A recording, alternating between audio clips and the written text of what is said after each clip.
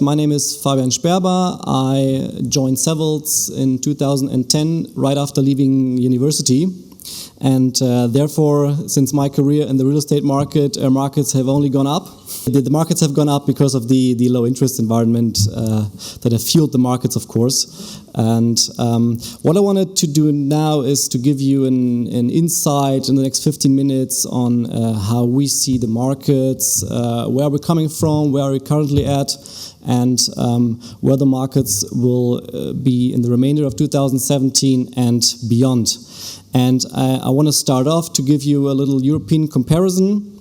So we want to look at where's Germany in comparison to UK and France. And the first message is, of course, that Germany is the safe haven of Europe.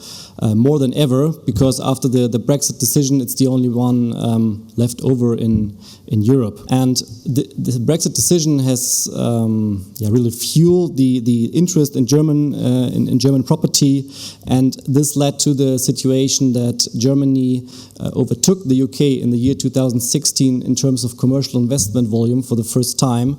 With an investment volume of 54 billion. In the UK there was an investment volume of 48, and we will see the same situation in 2017. So we expect Germany to be to have a commercial investment volume of up to 60 billion this year, while UK will remain at around 45. That's what we expect. What we can also see on the chart is that all markets have reached kind of a plateau, which means we have slight increases, decreases in investment volumes, but they are kind of situated on a plateau, and this is something that we can also see in terms of the yields. So on the chart on the right hand side, you can see the prime CBD office yields. So it shows Munich as a German city with the lowest office yields in Germany. And we have seen slight yield decreases in Germany since 2015, and they will remain in 2017 as we expect. In contrast to that, in Paris and London, we see yields moving sideways. So what you can see here is also that we are reached a kind of a plateau. And this brings us to the questions of where are the markets are exactly located in the real estate market cycle at the moment. And the answer is that we are approaching a late cycle stage. I took this chart from my colleague from Savills Investment Management, where he shows like the four phases of the market cycle. Beginning in 2007, after the global financial crisis, yields started to move out, rents declined, and then 2 years later the markets moved on to the second phase, where rents are still declining but yields started to compress. And currently Germany is somewhere located at a late stage 3 phase, with still yields compressing, as we have seen on the previous slide, and still slightly rising rents. And UK and maybe also France or Paris have already entered the fourth phase, with still rising rents, but yields stabilizing, as we have seen on the previous chart as well. What I wanted to do now is to drill down to Germany and have a look at the two components mentioned here, so the yield and rental development, and what does it mean for investors in terms of total return. And what I did here is a very basic yield model, which is based on three components. It's the income return, it's the cap rate change or the yield change, and the rental growth, which sums up into the total return. And there are two phases or two periods, so I will look 5 years back in the period to 2012 to 2016, and I will look into the future, 2017 till 2021. And the figures you can see here are based on the prime office market for the top 5 markets in Germany, which are Berlin, Düsseldorf, Frankfurt, Hamburg, and Munich. In the period that we have already closed, so 2012 to 2016, the average prime office income return of these stated 5 cities was at, I think it was 4.2%. On top of that is the yield compression. So we have, as you have seen on the previous chart, yield compression has taken place quite a lot in the recent years. So in the period between 2012 and 2016, the prime office yield declined by more than 100 basis points, and so the cap rate change is contributed like 5.6% in the last period, and on top of that is the prime office rental growth of 2.4%, which sums up to a total return of more than 12% in the period from 2012 to 2016. When we now are looking into the future, we see that there's still income return a bit lower than we have seen it in the previous period, so it's like 3.5%. Rental growth is also still there, not as high as in the previous period, but it's still there at around 1.2%.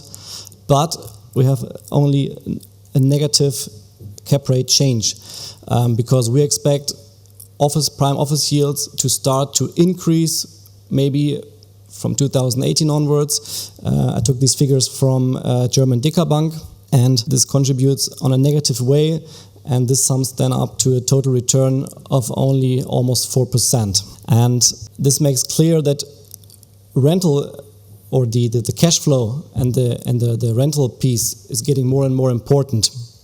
So the proportion of rental growth in the future period is more than 30%. It was less than 20% in the previous period, and as we have no yield compression anymore, this piece becomes more important.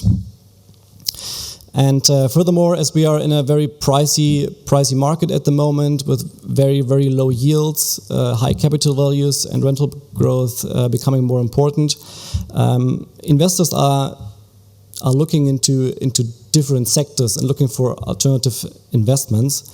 And this is something I want to look at now. What I put here is some alternatives that make their way to maturity, as we think. The growth rate stated here is the change from the investment volumes 2012 to 2016. And on top left, you can see student accommodation. So we are living in a knowledge society, and education is becoming more important, and therefore investments in infrastructure, education infrastructure is very interesting.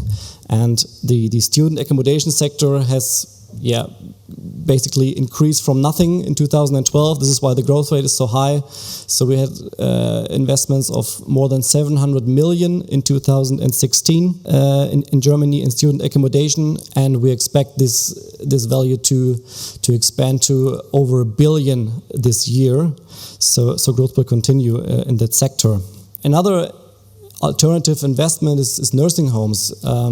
As population in Germany age 65 and older is growing in the future, associated properties are getting more and more interesting. In 2016, we had 2.5 billion euro invested in this sector, and we also expect this number to increase in 2017. Logistics, a very hot topic at the moment, as large cities are growing and their conurbations are growing, and online retail is approaching, and everybody wants to get their package delivered within a day or even within hours.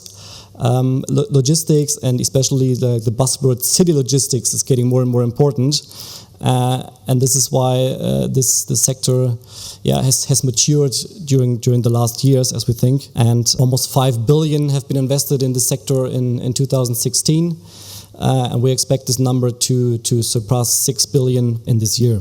And then, just as a way of comparison, I added retail to this chart as a very mature sector. It grew by more than 40% during that period from 2012 to 2016. But of course, it didn't reach the very high growth rate of the other sectors. So what does it mean for Germany in total? On this chart is the accumulated transaction volume, commercial transaction volume for selected years. And if you want to have the full year value, you have to look at the top right or bottom right and December value. And we expect that due to this safe haven status of Germany and the very, very high investor interest in German property, that yields are still on their way to slightly decrease in the remainder of this year. And we expect, despite shrinking total returns, that investment volume in Germany, commercial investment volume in Germany, will add up to 60 billion in 2017 in Germany.